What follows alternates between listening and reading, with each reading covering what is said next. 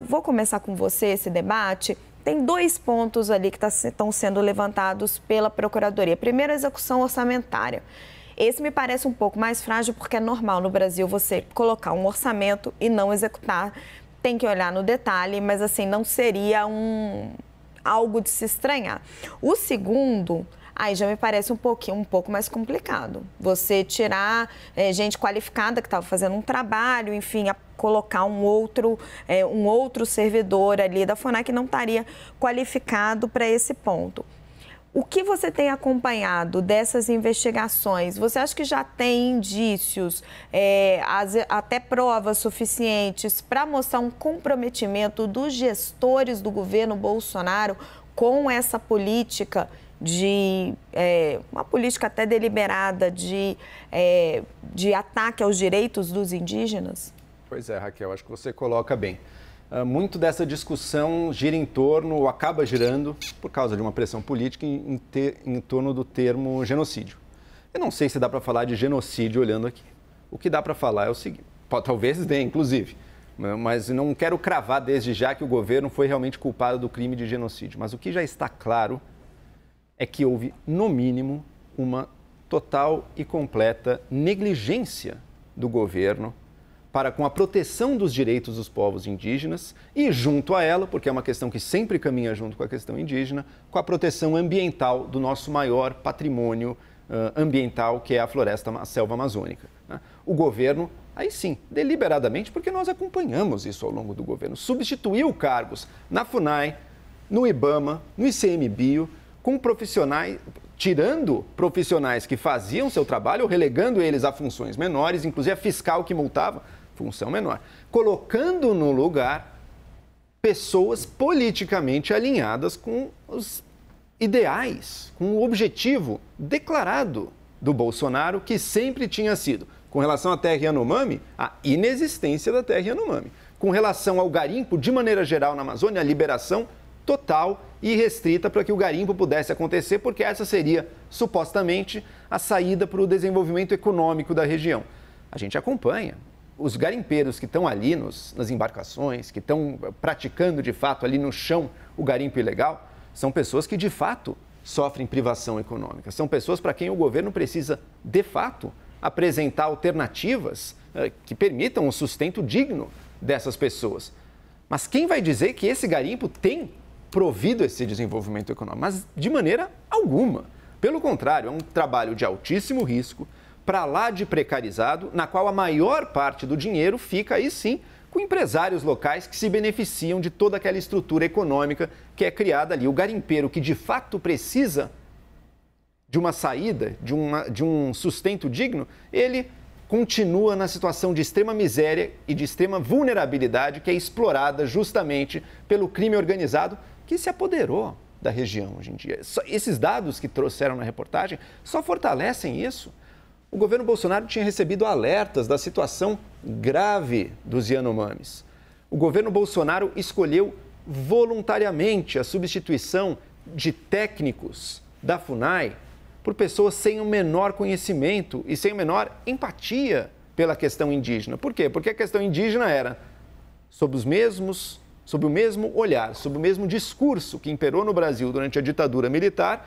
A existência do povo indígena era um atraso, um obstáculo para o progresso brasileiro. Ou o indígena se integra à sociedade ou o trator passa por cima. Aqui, os tratores do garimpo, as embarcações do garimpo, infelizmente, quase que literalmente passaram por cima, sob, não diria nem só as vistas grossas do governo, porque é mais do que isso, sob o interesse e o desejo e a negligência voluntária e deliberada do governo em fazer a fiscalização e a punição que era sua por dever fazer, tanto pela proteção do nosso maior patrimônio ambiental, quanto pela proteção dos direitos humanos dos povos indígenas, que, desde a redemocratização, novamente, nunca estiveram tão atacados.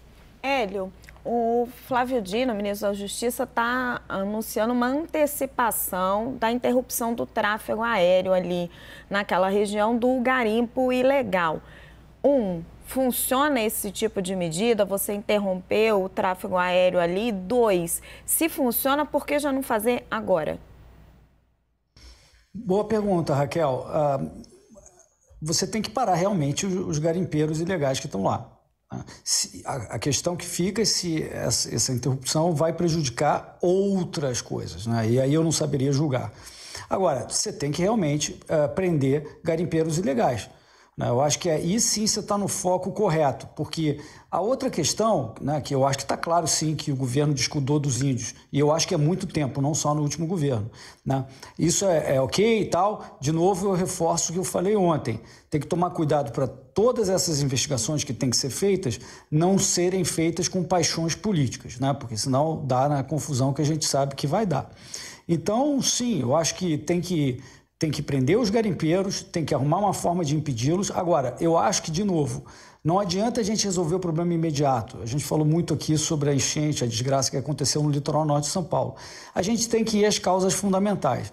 E eu acredito, Raquel, que uma das causas fundamentais que a gente tem que endereçar é a questão do desafio do que a gente se propôs com relação aos índios.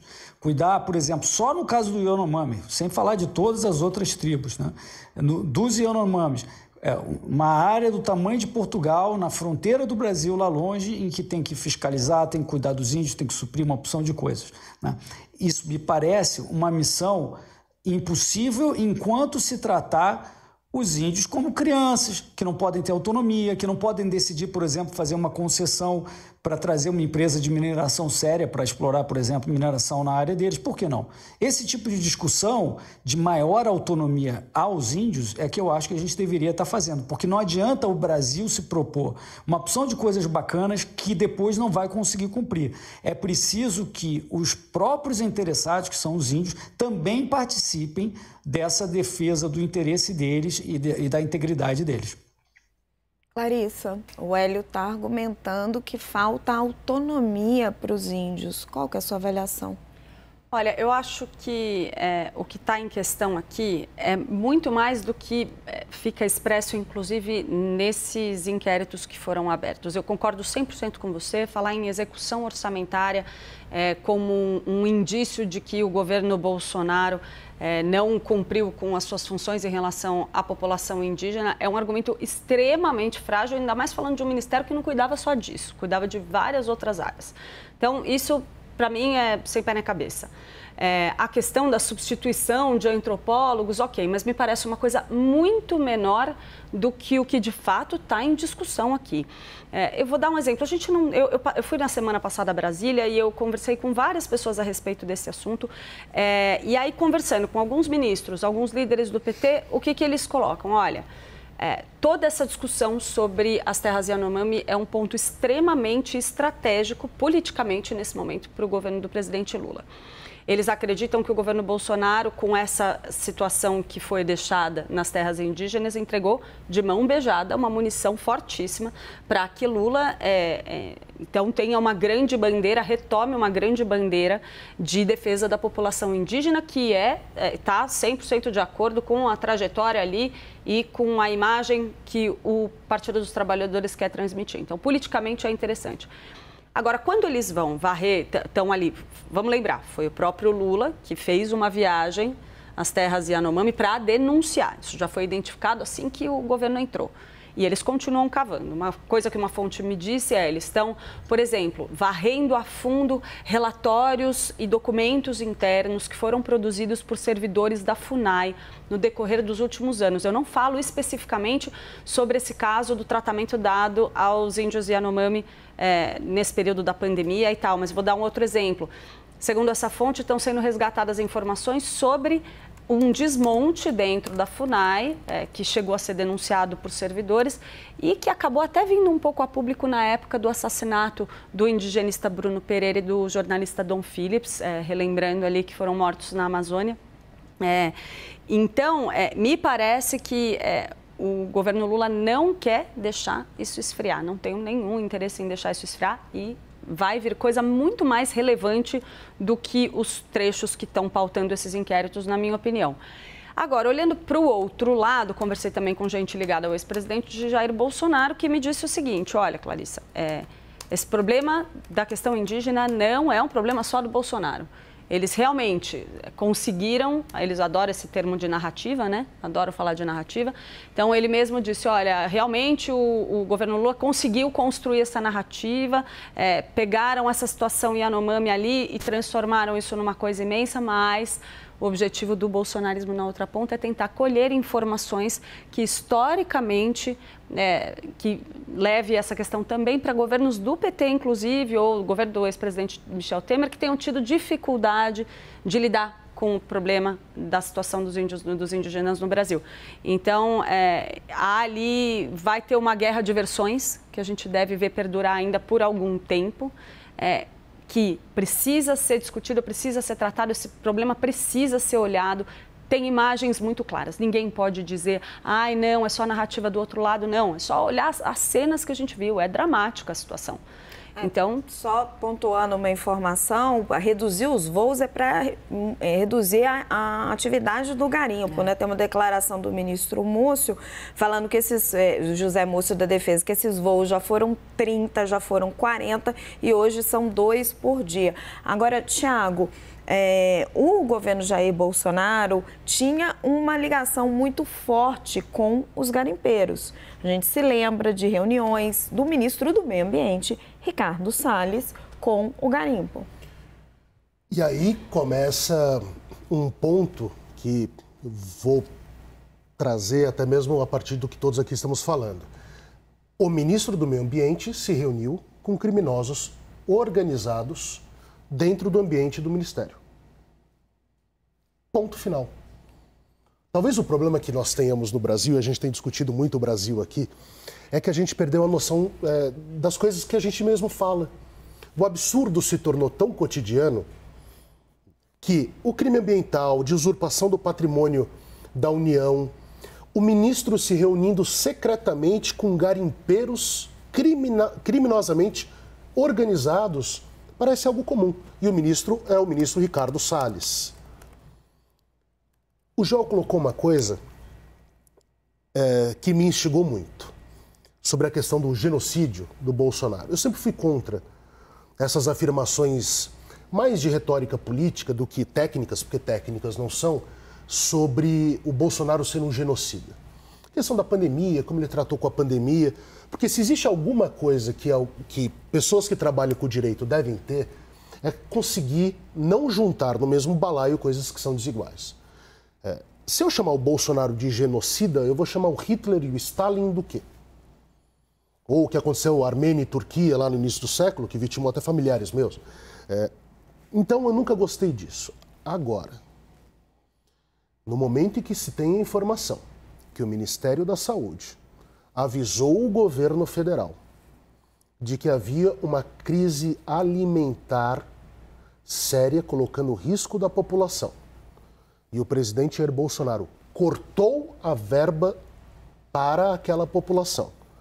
E ele disse que queria extirpar a proteção àquele povo. E isso não é o que eu acho. Está gravado ele falando isso.